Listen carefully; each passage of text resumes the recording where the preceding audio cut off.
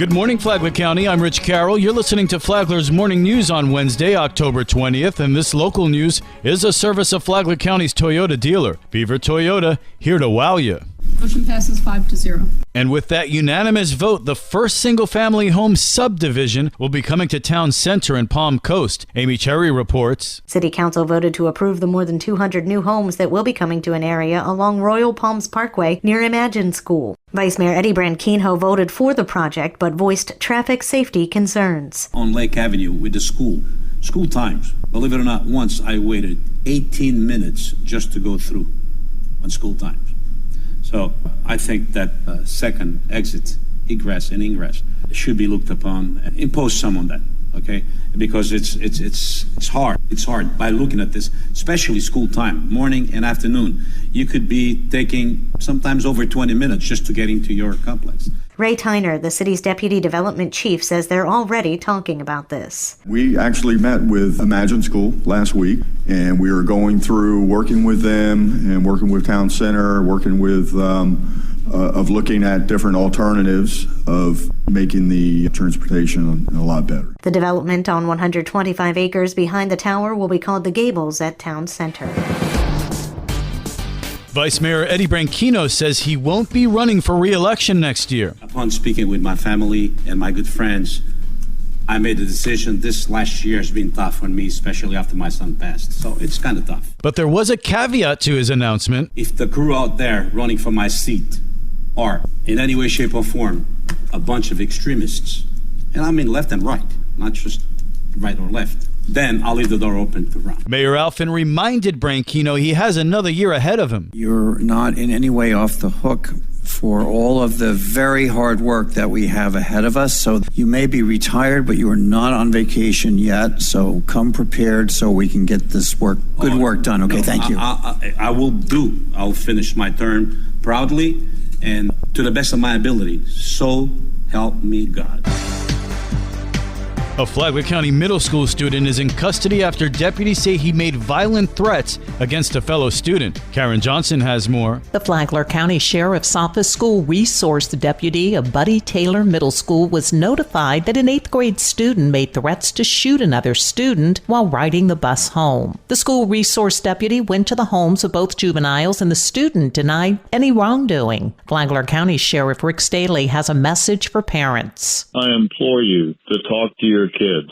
These kind of comments, whether they meant them or not, are not acceptable in a violation of Florida law.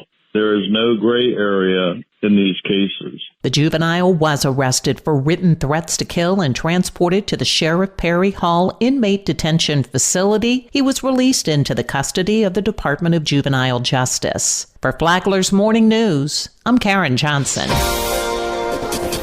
A vote earlier this week makes Flagler County history. John Arking has the story. The Flagler County Board of Commissioners on Monday night voted 4-1 to approve a contract that makes Heidi Petito the first female county administrator. Petito, who has more than 30 years of experience working in governmental administration, served more than half of those in Flagler County. When I came on board with Flagler County, it was 16 years ago, and I initially was brought on working in public works.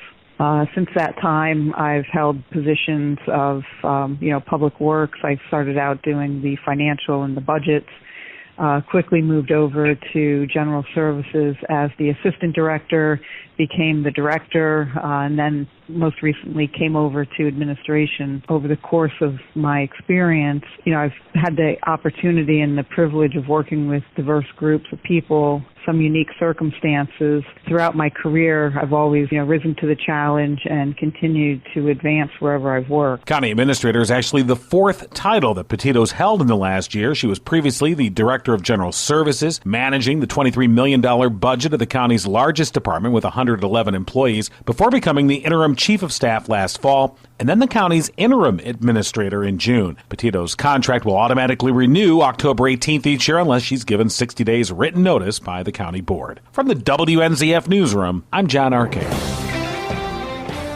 What is the state of help for those with mental health issues in Flagler County? Our state representative Paul Renner and our state senator Travis Hudson were on Free for All Friday last week, and Renner said to the question of Flagler residents having to go to other counties to receive help that there is help here. Last session, another win that Senator Hudson and I secured was this drop-in. They call it a drop-in center, but basically a place for people to come. And there are some innovative programs, and I hope we'll adopt the same approach. And so we funded that last year. Renner said the funding for the drop-in center would keep people with mental health issues out of hospitals and jails. Senator Hudson said that when it does become a reality, people would not have to go to another county for treatment. You can listen to the full interview on the Flagler radio app and then go to the Free for All Friday podcast. Tomorrow, Representative Paul Renner reveals what is not a secret. From the WNZF Newsroom, I'm Deb Albertson. And now you're up to date on Flagler's Morning News. I'm Rich Carroll.